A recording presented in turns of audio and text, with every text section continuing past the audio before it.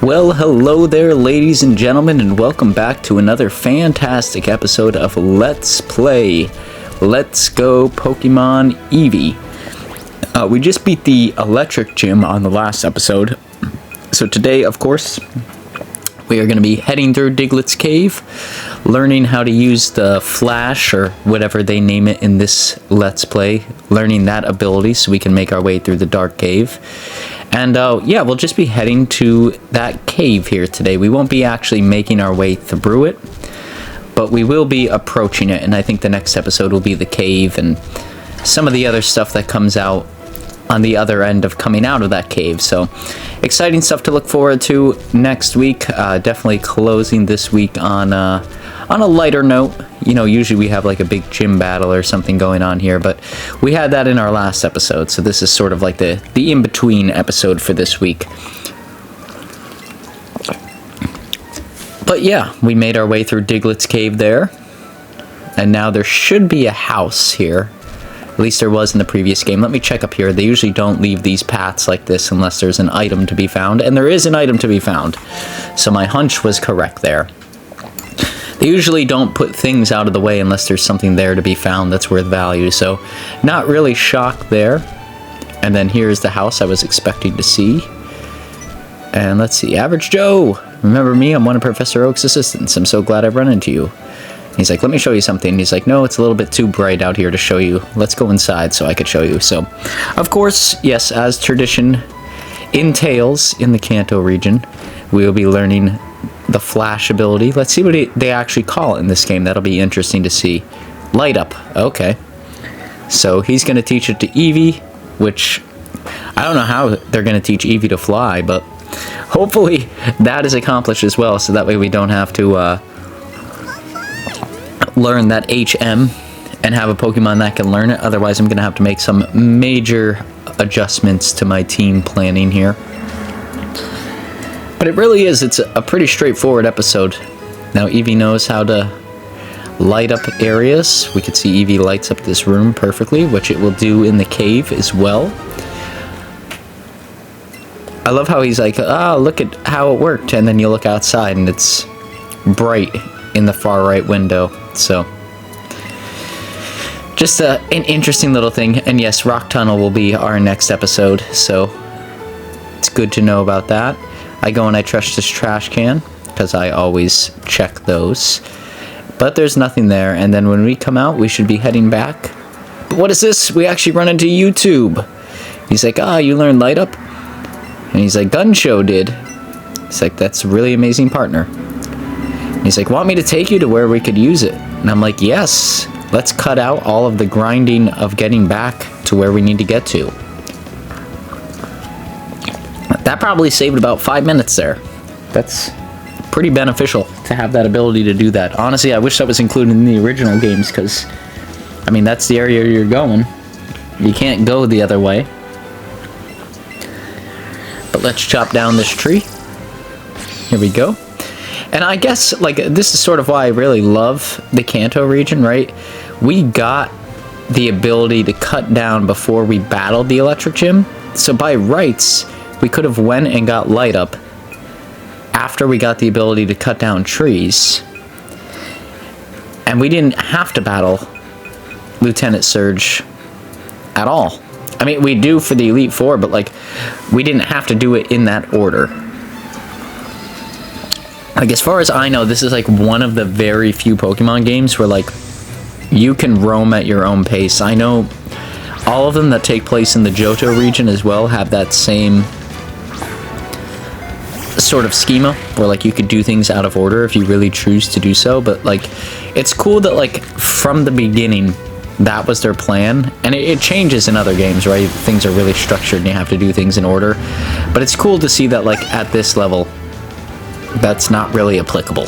Like, you can go in whatever order you want to, you can go and do whatever you want to do. I mean, if it wasn't for the chop down technique, you don't even really need to go on the SSN.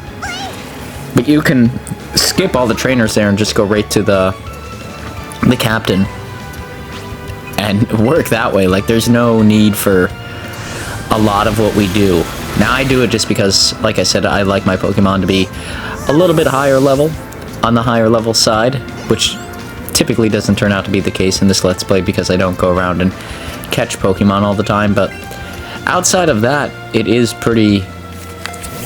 like, I'm doing the way that Nintendo would like you to do things for the most part.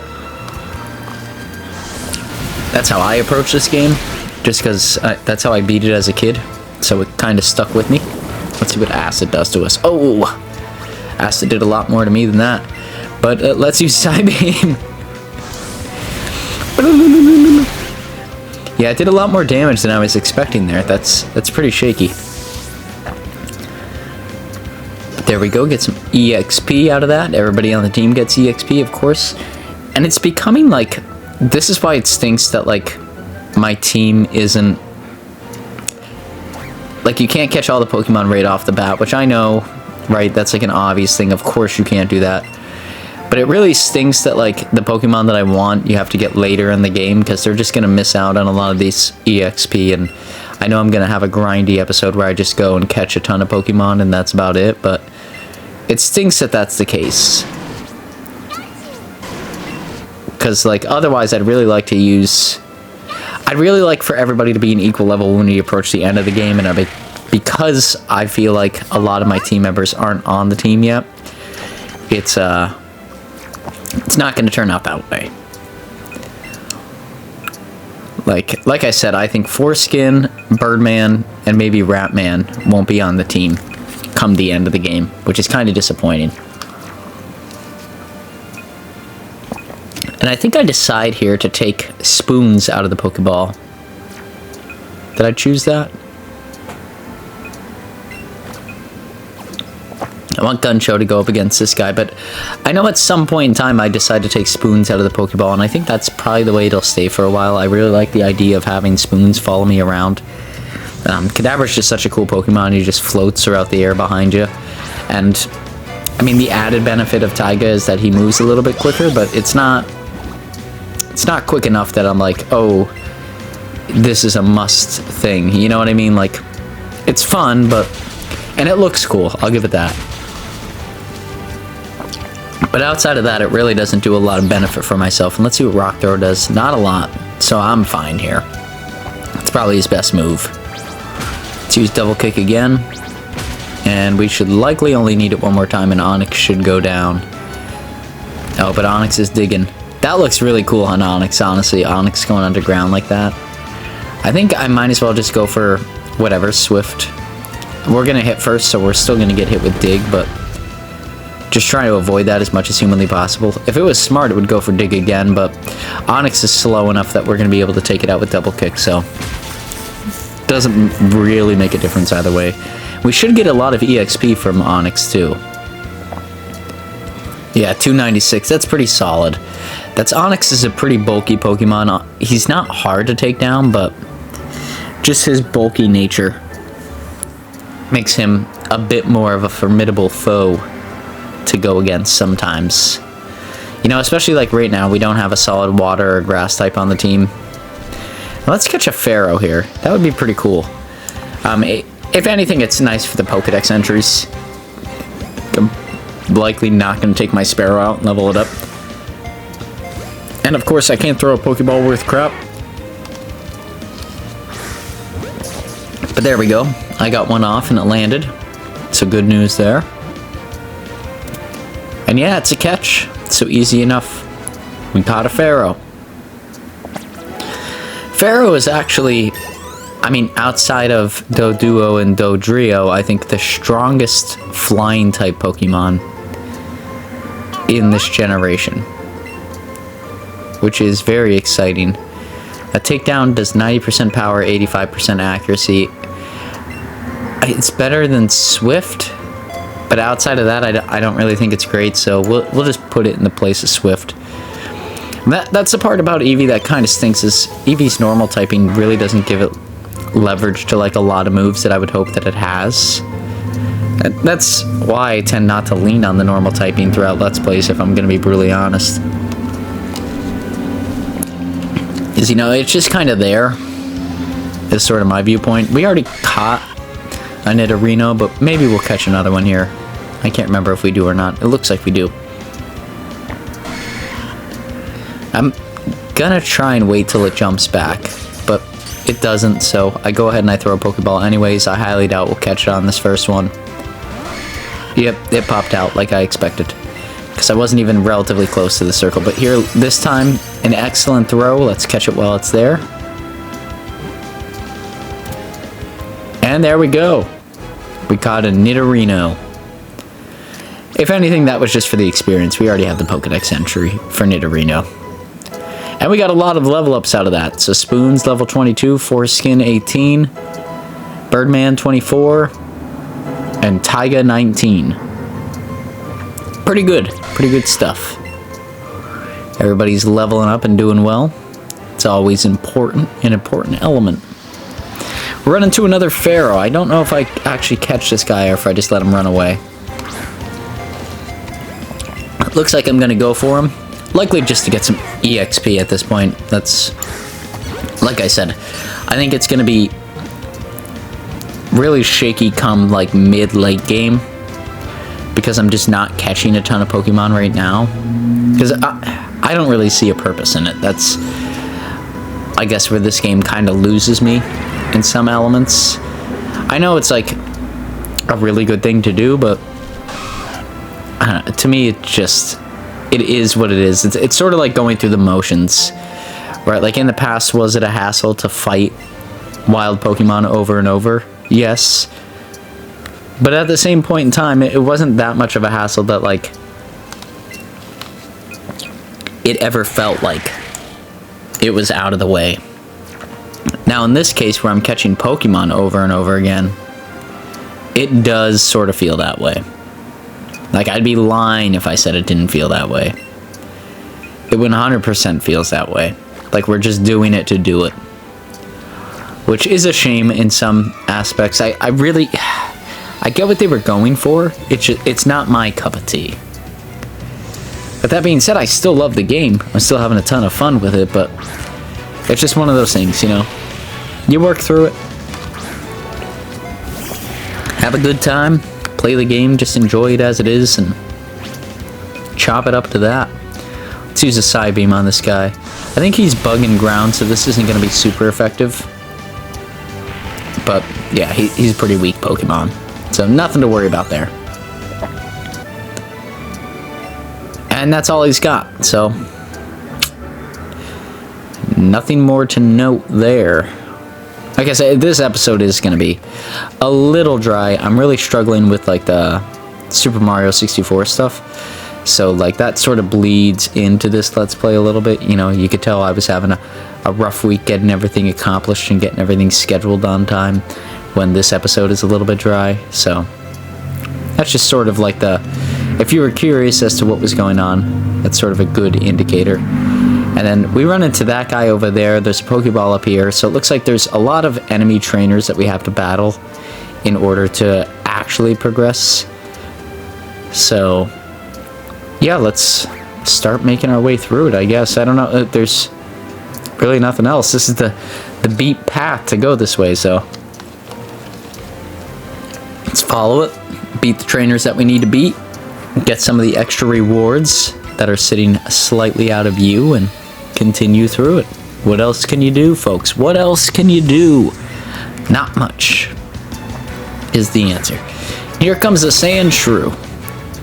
So this is like why, yeah, I'm really disappointed we don't have like a good water type on the team yet, because this would be prime for a water type Pokemon.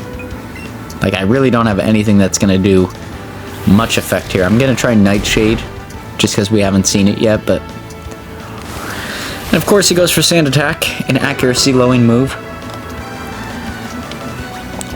So that's just going to tick me off a little bit because we'll probably miss some of our Psybeams here now. Maybe if we land this one, that will be enough. Yeah. Like I said, the Psychic typing in this game is over the top valuable. It is the best typing, period, in the Kanto region. Here comes Eradicate. So I'm going to switch Pokemon. I think I'm actually going to put Gunshow in there, because he should be weak to fighting type moves. And that's another typing that I've legitimately, I don't... Oh, you know what? When we played through we played through the Ruby version of Pokemon, that was the one and only time I've had a fighting type Pokemon on my team, like throughout the game. Otherwise, I just tend to neglect them. I mean, I know we had Hitmonlee, which was Bruce Lee, inside of our Fire Red Nuzlocke, but I really used him just to get through like certain areas of the game. He wasn't utilized all that heavily. Like the fighting typing to me is like really, it's really a bizarre typing to have on the team. I feel like enough Pokemon learn fighting type moves that it's not really necessary. But in Ruby, I forget the Pokemon's name. It's like Makara or Makanata or something like that. It's a really solid Pokemon. Like, it's worth having on the team. I wish I could remember his name. He's like a big, solid Pokemon. He's just like this big HP hog with the fighting style. He's awesome. He moves Hariyama. Hariyama is the Pokemon I'm thinking of. He moves pretty slow, but when he hits hard. And he was great against the ice typing and all that stuff. Like, terrific. And I think that's where he really shines, right? Like, in that generation, there is an ice type gym leader as one of the Elite Four members. So it really shines to have him on the team in, like, that perspective. But here, I don't think so much. Even though there is an Ice-type Elite Four member, which we're going to be meeting later in this episode, per the thumbnail of the video, it doesn't hold the same weight, I guess is the best way I would put it. Like, a lot of the Ice typing in this game overlaps with the Water typing. So there's, you know, you can get away with using your traditional electric or grass typings, but yeah, in Ruby it really made a lot of sense. Plus Hariyama was really useful in like a lot of other areas. It would, like I said, just like a moving tank, like a really solid Pokemon through and through. And here I look for Pokemon, but it just looks like there's a Rattata. Not really interested. And I took Kadabra out of the Pokeball a little while ago. I don't think I mentioned that, but I knew that I did at some point, and man, Kadabra just looks cool. Like, floating around. It's such a great Pokemon. Honestly, I've never had an Alakazam on my team in a Kanto playthrough, so I can't say that that's like my favorite Pokemon on the team. But I've used Kadabra legitimately almost every single time that I've walked through this, and Kadabra is one of my favorite Pokemon of all time. Like, it's such a cool Pokemon. Like, just on... I mean, it looks so cool. Like, it's just such a unique Pokemon. It's a hard hitter. It's glass cannon. It's all the things that I love about Pokemon summed up into one single Pokemon. Like, it's so cool. I know I probably sound like a massive nerd saying that, but it is... I would be tempted to say, like, my favorite Pokemon. Like, it's helped me out so much. It's very useful throughout this game. It's very useful in other games. It's always my go-to Psychic typing if it's available. With the exception of, you know, when we go into Gen 3 moving forward, I really like to use Ralts just because it's a change of pace. Like, I would really love to use Kadabra as well, but Ralts is a solid change of pace. Which, once again... another very useful Psychic typing Pokemon that I love using throughout the runs. I think you would find it really hard pressed to find any like playthrough that I've done of any of these games where I don't have a Psychic typing on the team. Like I don't think there's a single one, and I don't think there will be a single one. Like, it's such a good typing, especially with Ralts where it gets the fairy coverage too. Like, once you tie that into the mix, it's just like mwah, perfect. Everything about it is perfect. Spoons will never get that, but it's okay. Spoon's good enough. He's good enough as he is. He's a really strong Pokemon. Here comes a Pidgeotto. Will I change Pokemon? Yes, I will. Let's go into Ratman. Ratman's getting some good EXP the past 2 episodes. He's been doing well for himself. He's been showing that he's worth the extra mile out there on the field. And at the end of the day, that's really all that it's about. You know, he's showing up, he's performing, he's doing well. What more could I ask from good old Ratman? I do know one thing, if Ratman stays on the team till the end of the game, he's gonna need a rename. You know, we can't just treat him as Ratman. What kind of behavior would that be? There we go, Foreskin grew to level 19. Foreskin's finally above 18. Good for you, Foreskin. Here, let's go over this way. Nothing over there, I don't think. Nothing over there. There is a cool path that we will be adventuring on much later in the game over there to the right in the water. But we don't have the ability to surf just yet, so let's go over here. Oh, Team Rocket. Team Rocket's mucking around. Team Rocket, what are you doing this time? You fools, you scoundrels. Oh man, they summoned a lot of them. It's because of us that their reputation was smashed. We'll never be able to face the boss at this rate, which means we'll have to take revenge out on you. Oh man, this is going to be a 1v4. It's going to be pretty shaky. But then she says, hold it. And she's riding on a Lapras. Look at Lapras. What a solid guy. It's like ganging up on a child. I cannot forgive that. Who are you, lady? We're just going to gang up on you, too. So I'll handle these three.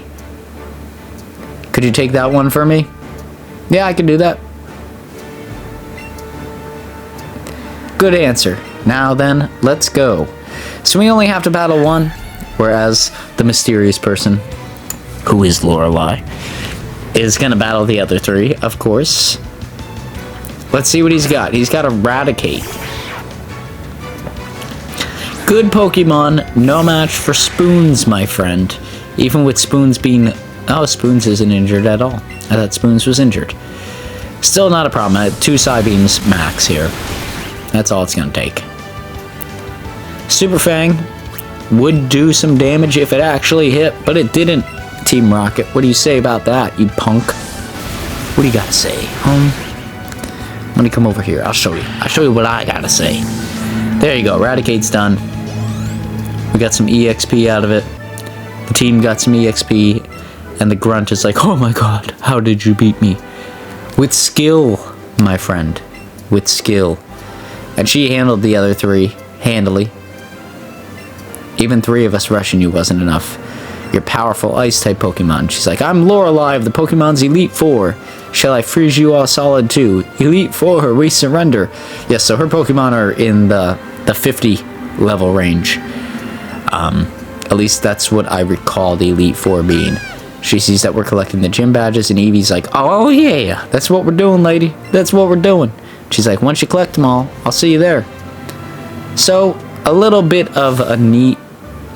Once again, one of those neat things that I wish was shared in the original, like, yellow version and stuff like that, but it really wasn't. So, that's alright. It's alright. It's alright. Everybody's alright. But yeah, just a cool little add-on and attack to get to meet some of the Elite Four members before you actually go to the Elite Four. It's interesting.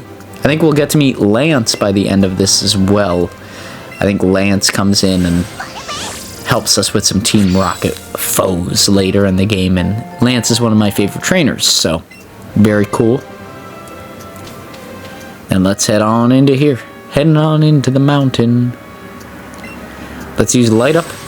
I was hoping to catch, like, the Pokemon that I'm hoping to add to the team, but I think we'll find them much later. But let's just do, like, an initial,